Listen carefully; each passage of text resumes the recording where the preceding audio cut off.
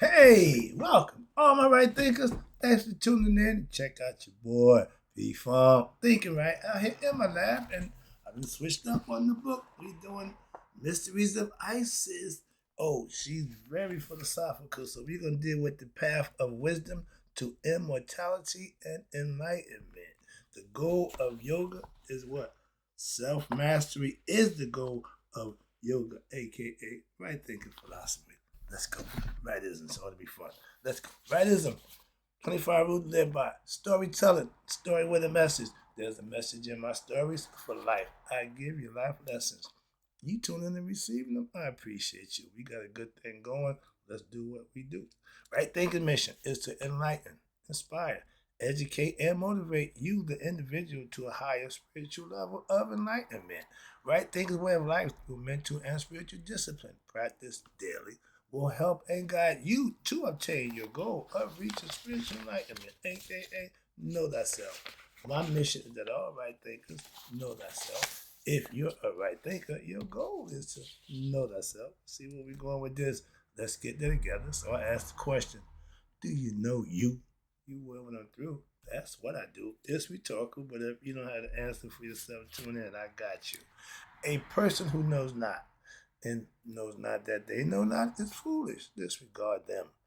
A person who knows not and knows that they know not is simple, but you can teach them. That's why I do what I do for you. Appreciate you too. Stay tuned. I got more for you.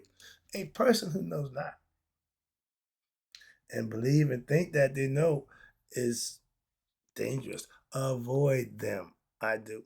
A person who knows and knows not that they know is spiritually asleep. I can awaken them. I'm the spiritual alarm clock here to wake you up with knowledge of self. That's what I do for you.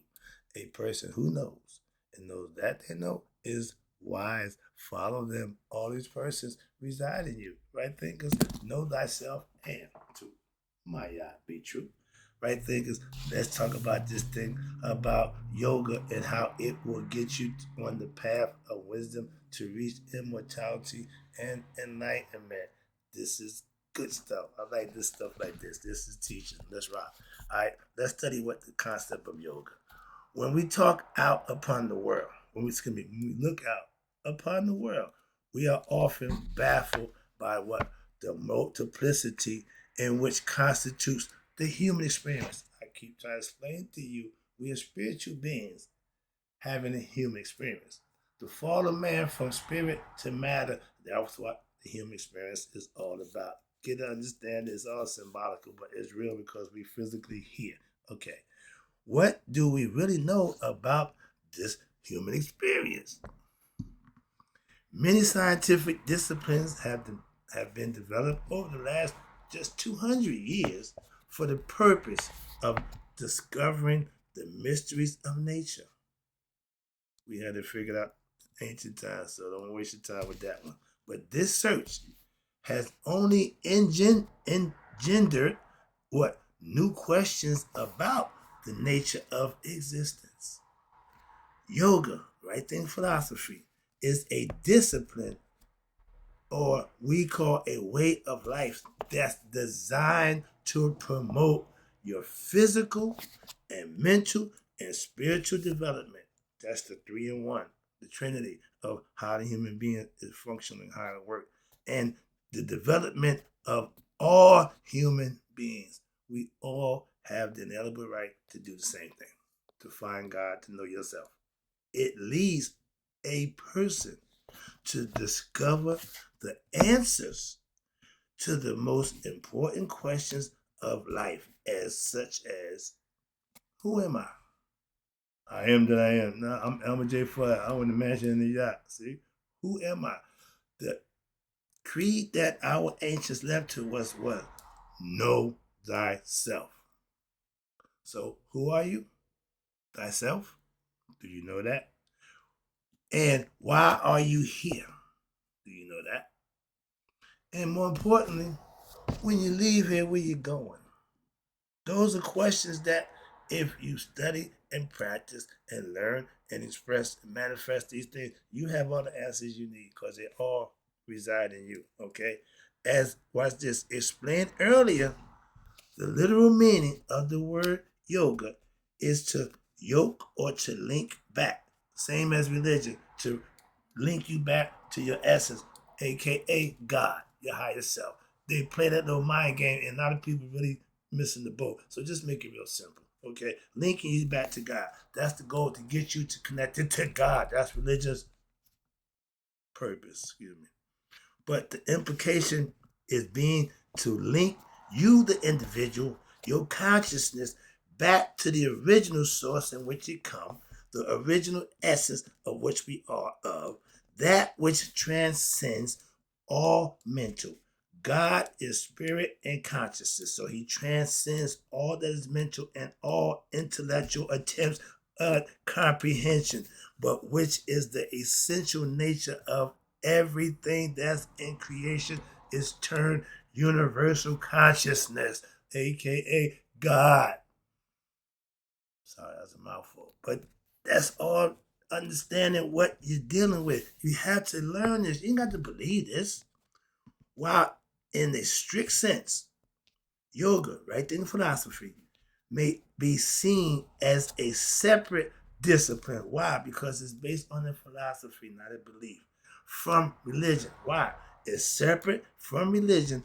Yoga and religion have and for somehow been linked at many points throughout history, and to this day continue to be linked even today.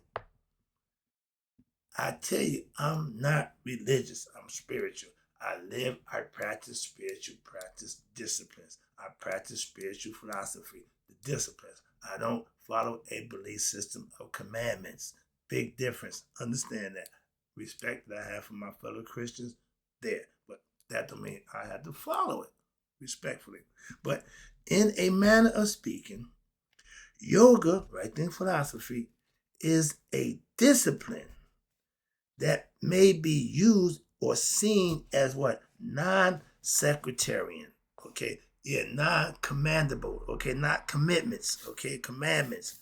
Transpersonal science. You can practice it for yourself, or you can practice to promote what? Spiritual discipline and harmony of one's mind, body, and soul through mental and physical disciplines practice daily, including meditation and psychophysical exercises. Use this thing and by performing actions, aka selfless service with a correct attitude, with intentions, what?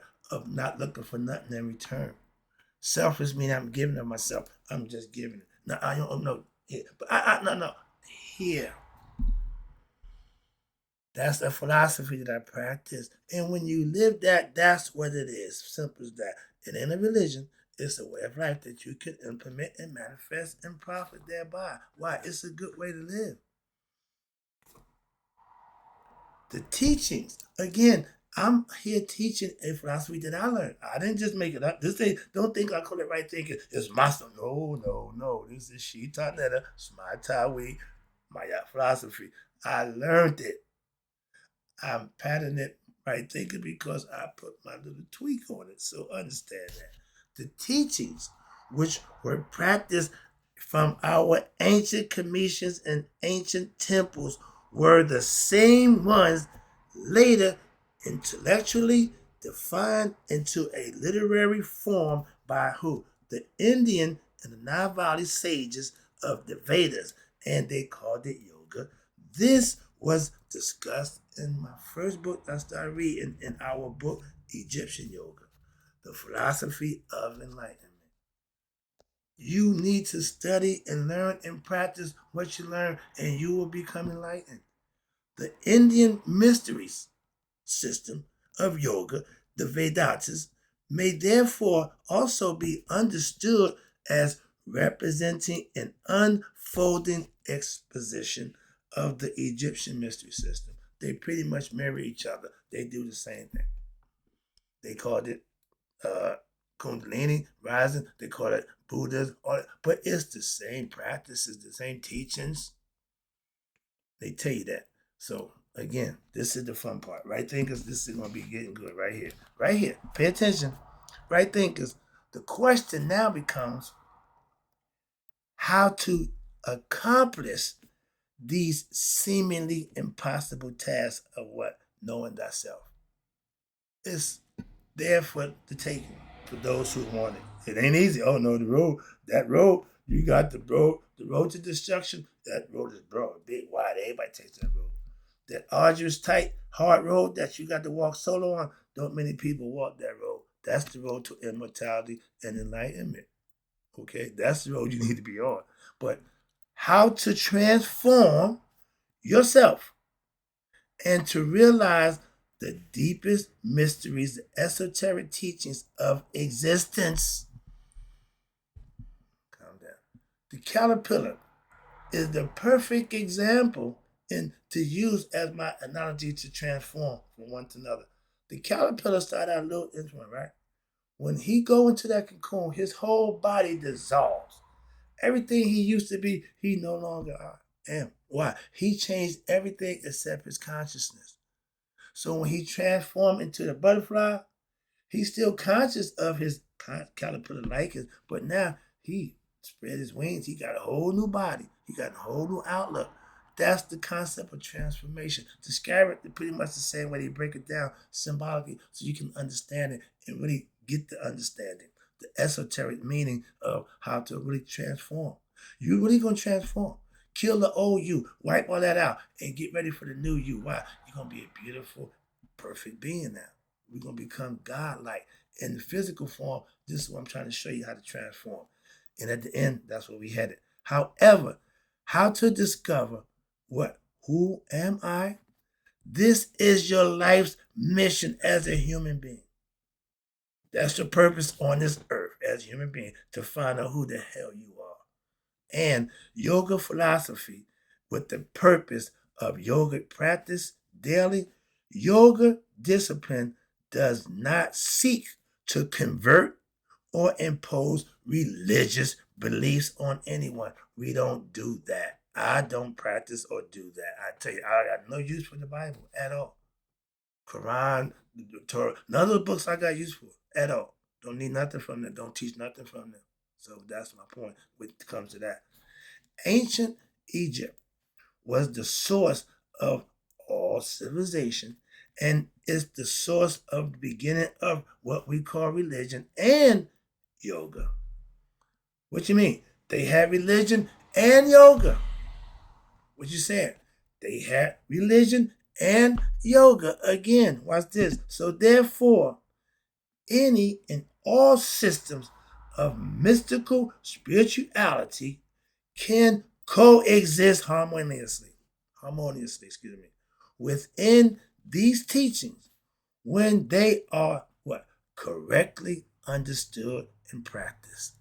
AKA my church family, they are good people practicing the Christian faith and they doing it the way it's supposed to be done in earnest, and they're getting the benefits of doing just that. I've been in there over 10 years. I'm seeing what they call miracles. I see blessings. I receive mine. I testify too. I'm on the prayer line every week. I sometimes got to testify why, how good things are. You got to share that. I ain't got a problem with that. I don't talk much, but when I talk, my man said, Brother Wright, when you speak, they listen. So I respect that. I appreciate that. So again, the goal of right thinking philosophy. Again, the goal of right thinking philosophy is to promote integration of what? The mind, the body, and the spirit, complex in order to produce your optimum health of the human being. Everything has to work together in harmony. This is accomplished again. How? Through daily mental and physical exercise, meditation, which promote what? The free flow of your spiritual energy, aka that kundalini. When you live in righteous, the serpent rises through the seven chakras. And by reducing mental complexes, anxieties, worries caused by what? Ignorance. The less ignorant you are, the less you have to be what? Doing dumb things to yourself and harming yourself. The less destructive you are to yourself. There are two roads which human beings, I keep explaining it to you, can follow that broad road to destruction that everybody hell bent on going down. They can't help themselves. Or that arduous road that everybody says, I ain't going down there. You can follow the crew or take your shot. Trust me, take your shot. Take the shot. If I say pull the trigger, I done took care of everything else. You just do your job. Pull the trigger. Take the shot. Walk alone. Dare to walk alone. How about that? A lot of people need walk alone. One of them you can what? One of them is wisdom, and the other is ignorance. Those are your choices. Be ignorant and do dumb stuff, or obtain wisdom and do good things and be better for it, and go on to where you need to go to the next life. Because in this life, that's what it's going to take to get to the next one. But if you're ignorant of that, you're going to continue to what? Relive this one over and over again. Why? You ain't learning nothing. The path of the masses, the ignorant, is generally what? The broad road to destruction. That's the path of the ignorant. If the crowd going that way, trust me on this one, young people. Trust me, please.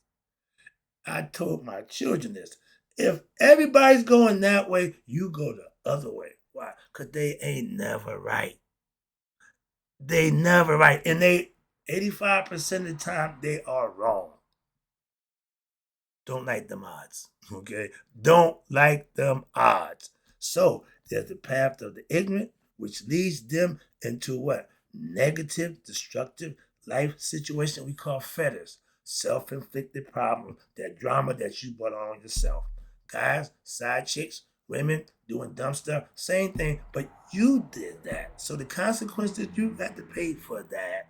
And when you do bad things and got to suffer the consequences, why everybody get hell bent?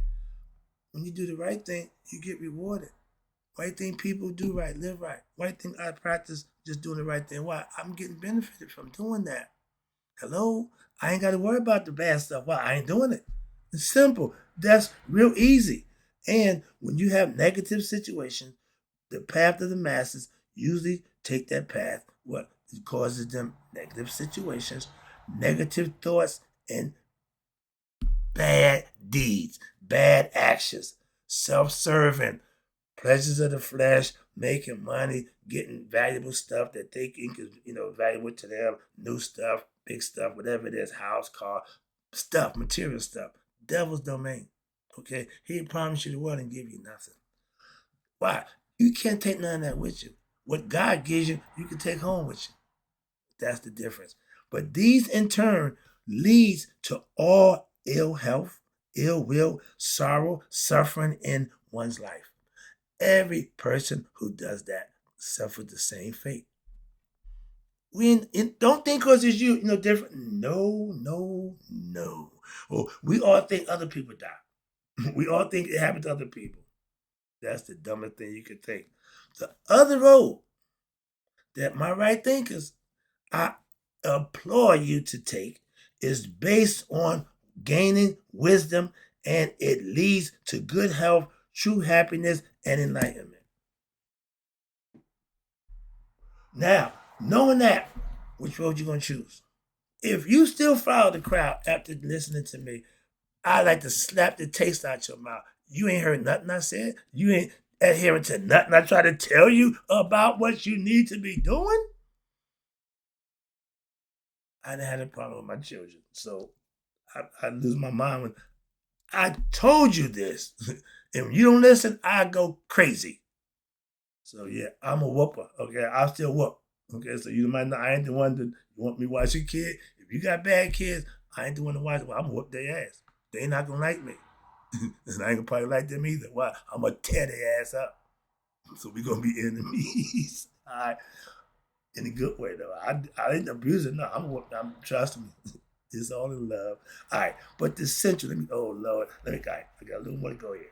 But the central and the most popular character within the story from the ancient religious Egyptian mystery system concept is Asar, which is spirit. The first spirit into man represents him, Asar, not Adam.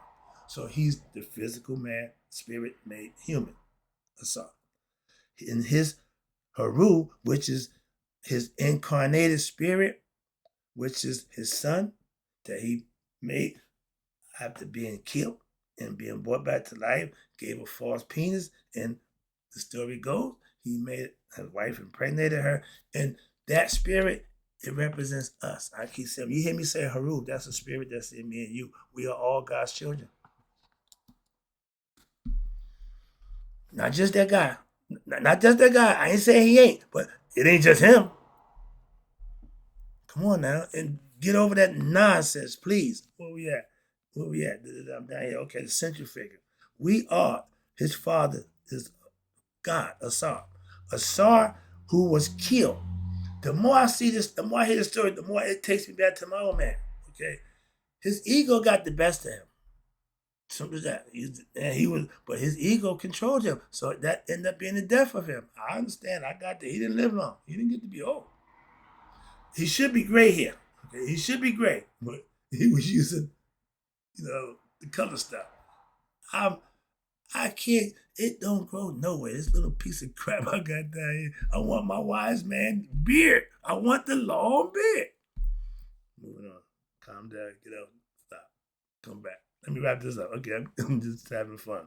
But Asar was killed by his ego, representing his brother Set, which is your ego is in you. Okay, I tell you, that's the moral fight.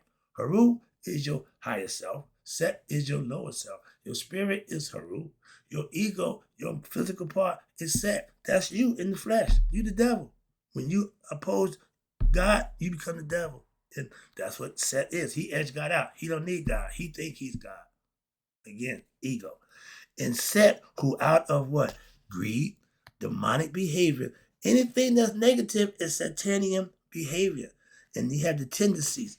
His crave to what? Be the ruler of Egypt. He wants to run the show. He wants to run you. Yeah, that's metaphorically. This is the story. Greatest story ever told. Why? It means you. That's you in the story. With the help of Tahuti, which is what? God's mind, the brain, the recorder, the conscious. The God of wisdom. That's Tahuti. Aset. She's the great mother and the teacher who has all the wisdom. She represents intuitive knowledge. She's the wife and sister of Asar, which represents our mother. Intuitively, she represents the mother figure. Het Haru, which is Haru's consort, the female version of us. Whenever there's a male, there's got to be a female. Okay? They can't have one without the other. Yin and yang. That's the opposites.